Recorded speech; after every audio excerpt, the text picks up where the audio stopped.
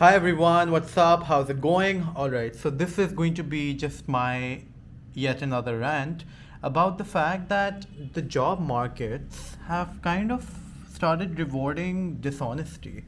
Dishonesty in the sense that they want this picture perfect candidate who gives all these well rehearsed responses, and yet they want people to be creative. So if it all boils down to a person potentially lying to get the job, then what good is it?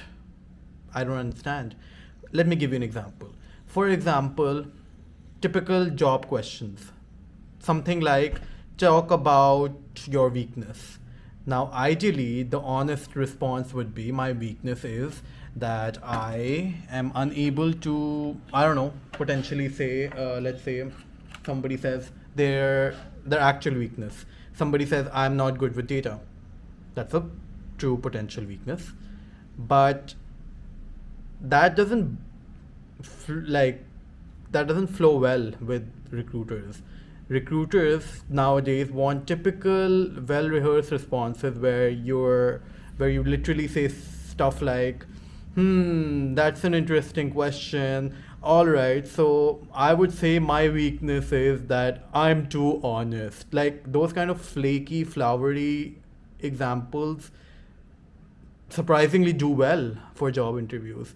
Another common BS answer is, um, so I live in ideation. I tend to be too optimistic, and now I'm trying to put a tinge of pragmatism and realism into my thinking because let's be honest, the world is tumultuous, blah blah blah. So I don't know, and this is particularly a reason why I find it very difficult to like. This is why I struggle with giving interviews, because there's something that I want to say versus something that I end up saying, and something which I know would be the right answer but not the truth. So and I'm sure you guys can realize what I'm trying to say. I understand that companies want someone who has high EQ and is able to govern situations, but then that also takes a back seat for genuine candidates. What if somebody is volatile? What if somebody is damn creative but doesn't abide by all the disciplines? So would you then not hire them? It just boils down to the whole concept of conforming to the norms. And let me give you another instance. So typically, the job interviews, the job assessments, they require you to be a perfect know-it-all, someone who's very calm, composed, but sometimes you do have to, get out of your comfort zone. And I just generally believe, because I've been on the recruitment end of procedures as well, and I know that I'd rather have someone who tells me something up front, so that I can gauge whether or not they're a good fit, as opposed to finding out later. Which is why this notion that in interviews you can never gauge how a person's going to be on the actual job. I truly believe the actual testament would be where you question the candidate in some sort of an interim phase, where let's say you oversee them for a week of probation, and then you decide to hire them or not. I know right now you have a concept known as notice period, but then you are actually contractually binding the applicant during that, which I find very odd, because usually what happens is, till the probationary period the success ratio is high, and right after they're confirmed, boom, the productivity plummets. So the best indicator of job performance is the actual job itself. Never base your judgment just off of an interview, because everyone can possess gift of the gab for 30 minutes, 1 hour, and if you give them a contract based on that, that's just not done. Also, I just feel like job interviews are very, very outdated. You should genuinely look at a work portfolio. You should do a 360-degree feedback assessment, to gauge how or whether or not the candidate is a good fit or not. So that's from the recruiter end. But going back to the candidate end, a lot of the questions that are asked, they require a typically too good to be true kind of attitude, which I don't appreciate, to be honest. Because, for instance, right, what are your hobbies? My hobbies are, so I would want to say, binge watch Netflix, listen to music.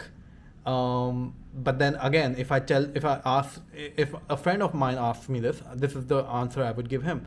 But if a recruiter asks me this, then I'm gonna shrug all that under a rug and I'll just say, yeah, so I like to watch informative documentaries and listen to um, state of the like listen to all the recent happenings in my field and be updated with all the tech knowledge and also be informed about all the current trends in the market. Let's be honest, that's nobody's hobby. And if you're saying that, you're just giving me a bunch of BS. And surprisingly enough, the job market today rewards that kind of behavior, which I find very, very upsetting because we have made a culture, a norm where deception is the new professional. So, just something to think about. Let me know what you think and whether or not you agree with me. While I understand that there should be a tinge of professionalism, you can't be too casual and just come in your casual attire because that's how you really are. Yes, there needs to be a tinge of professionalism, but then also you should not be compromising the true potential, the true honesty that one possesses. Um, there should be questions where leeway is given, where if a candidate answers truthfully, they're not penalized for it. Unless it's something very off the limits, where it's, I don't know, something very bizarre. So, I don't know. I just feel like we all cannot be too goody two shoes all the time. And I don't know. I really don't have a solution for this one. But yes, there could be other forms of metrics or assessments whereby you can gauge the actual potential of a person and not just base your opinions off of anyone's capability by putting them in an artificial situation of Q&A for 30 minutes, which we commonly call the interview process. It's just too much of a snapshot to gauge anything, really. And yeah, and one final thing that I would just say is because I've been on the receiving end and the taking end of both of these uh, ordeals, the interviews. I also think that a lot of recruiters, they base too much importance on this, um, and there should be other metrics involved, not just this. And also, if someone's upfront, someone's giving me true examples, I should acknowledge it. I should be rewarding honesty as opposed to penalizing it, because that'll just create a pool of candidates in the future with the same responses, the same rote learn responses from YouTube. And while it might get you into big, big firms, but let's be honest, the truth will unravel when and if you start performing well in that job. Anyway, there's not really a conclusion. This is just more of an open to discussion kind of a topic that I'm making a video on. So let me know what you guys think, whether or not you agree that the job responses these days, the interview responses are very generic and they're too good to be true. And I'd love to hear what you have to say. So anyway, with that, signing out. Take care. Bye bye. Momirans signing out.